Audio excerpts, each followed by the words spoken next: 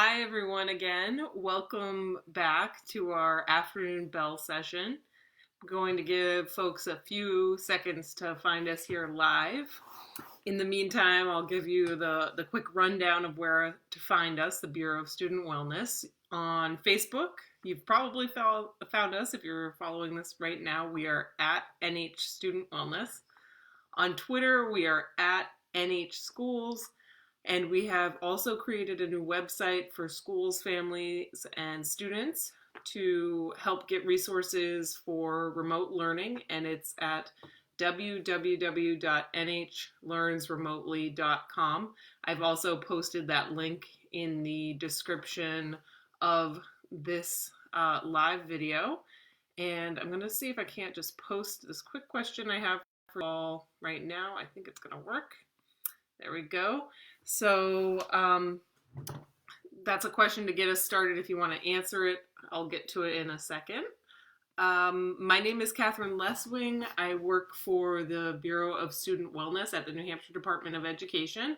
Thank you for tuning in to this afternoon bell session. The goal of these sessions is to give parents, caretakers, educators a place to ask questions, share what's working, collaborate, and connect during this unprecedented time of COVID-19.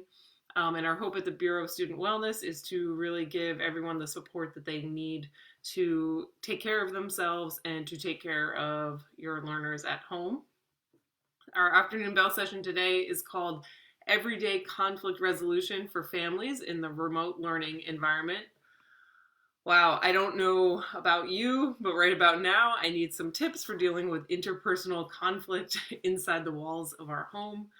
For a lot of us, we have a lot of personalities under one roof, the vast majority of the day. So everybody's all together in a relatively small environment. There's bound to be tension. Add to that the stressors of the unknown, changed routines, and new expectations, and we're all feeling a little on edge. So today I'm going to share a 6-step process with you for walking through conflicts as they arise at home. I think these steps that I share are relatively simple. They could even be posted on the refrigerator, someplace where folks can see them as just sort of a reminder when those conflicts do crop up. How do we walk through them as a family unit? I'll also share a bonus pro tip that's a fun way to sort of nip conflicts in the bud between kids at home when it's not super serious, but you just need a quick way to work something out. Before we jump into the session, just a couple quick reminders for you. As you may know, we're hosting these morning coffee chats every morning at 9 a.m. and then the afternoon bell sessions at 3 p.m. They're a chance for you to connect, ask questions, and just really come together. We're also broadcasting remote learning sessions on our YouTube channel, which can be found at NH Student Wellness. And these are a really great place for educators to get some tips for infusing wellness into the virtual classroom. And then lastly, I just wanted to point your direction to the questions and comments box. I've posted the question today to get us started. What is your style for dealing with conflict? So in general, there's 5 types or styles of dealing with conflict. The first one is avoiding or avoidance of conflict. And that is when we see a conflict crop up and our way of dealing with it is to not really acknowledge that anything is going on. The second one is competing. So there's a conflict between 2 individuals, and the way that this person deals with it is to try and outdo or one-up the person that the conflict or the group that the conflict is occurring with. Then we have the conflict accommodator or conflict accommodation.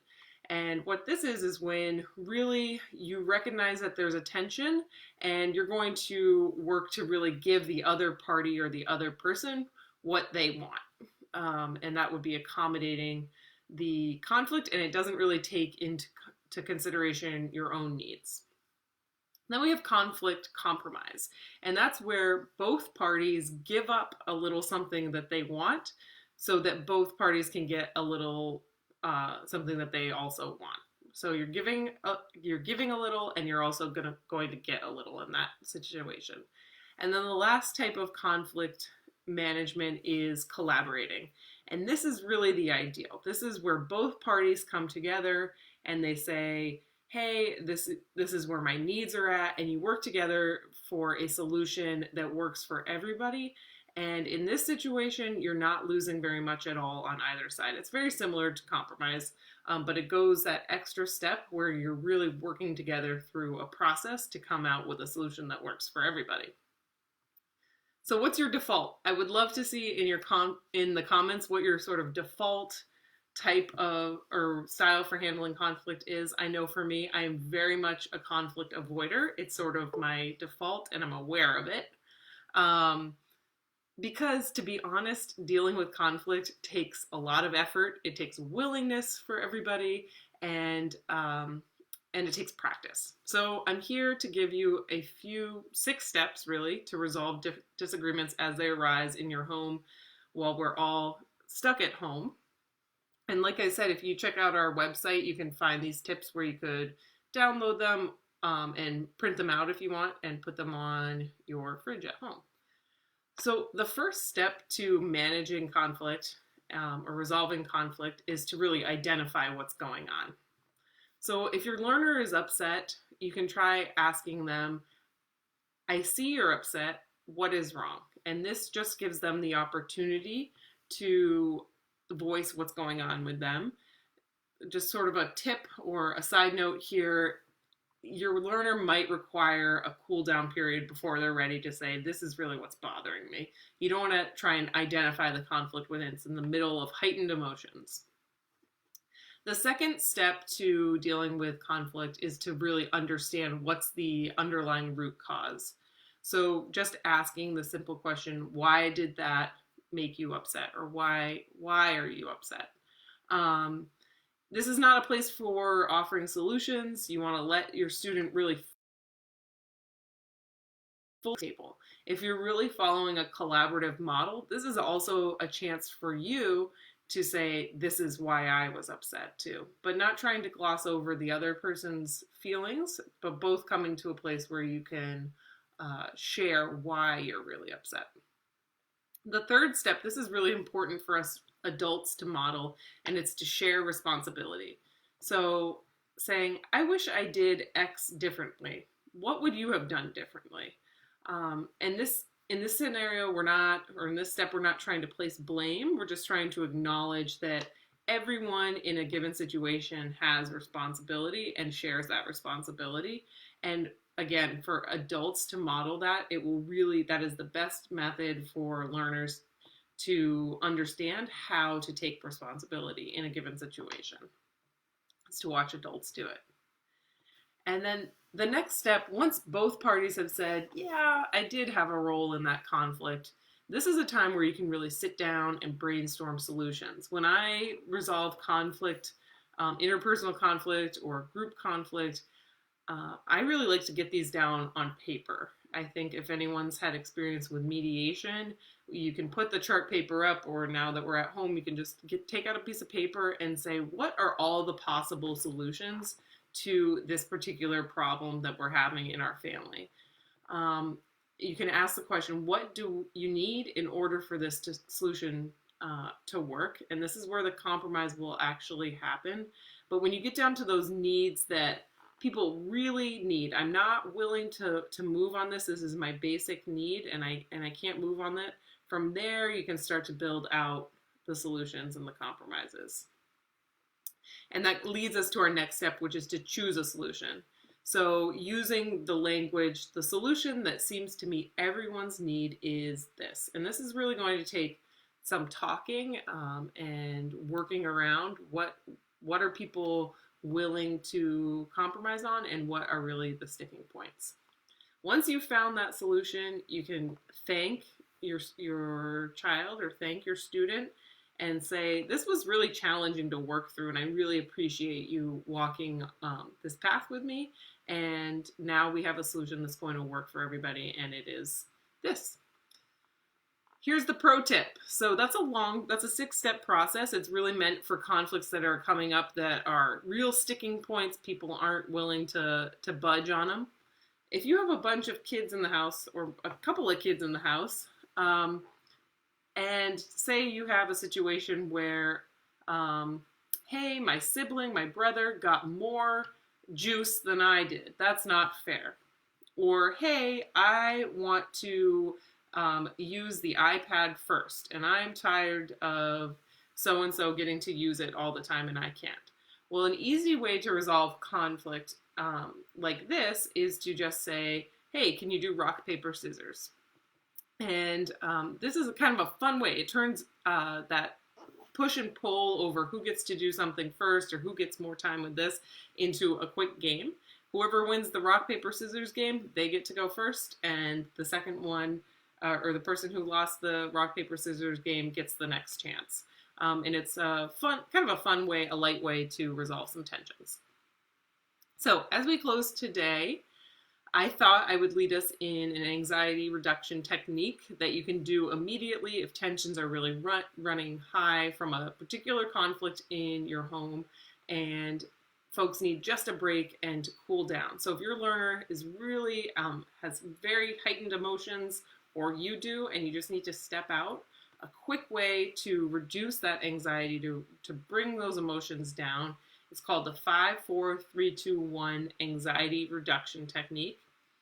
And it's super simple. All you do is name out loud, or you can name them in your mind if that feels weird, things that you perceive with your senses. So the first one that you start with is 5.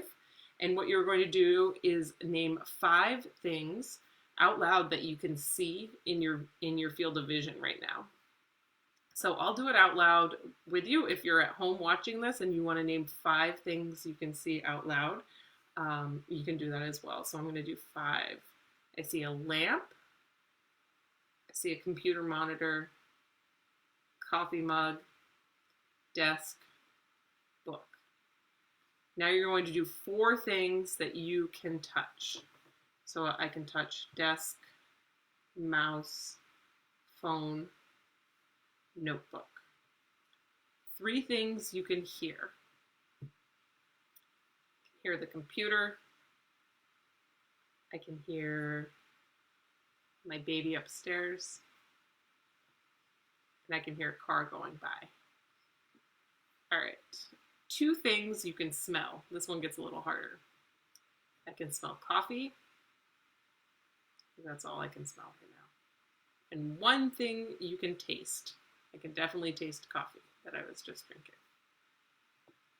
So that's the 5-4-3-2-1 anxiety reduction technique. It's a way to just focus our minds back right on the present moment. An even simpler way to do this activity is to just name everything you can see for 60 seconds. And you're just naming items as you see them. And it really helps to bring down those emotions. You're focusing only on objects in the room. And then it allows for us to come back and work on some of those tougher problems, resolving some of those conflicts. Thank you again for tuning in today. Please feel free to share these videos widely. They're meant to be shared and to be useful tools.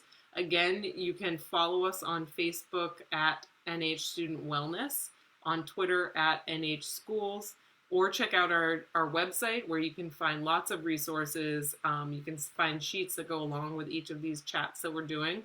And that website is www.nhlearnsremotely.com. And I've posted that link in the video description. We'll be back here again live at 9 a.m. tomorrow. I hope everyone has a great afternoon and be well.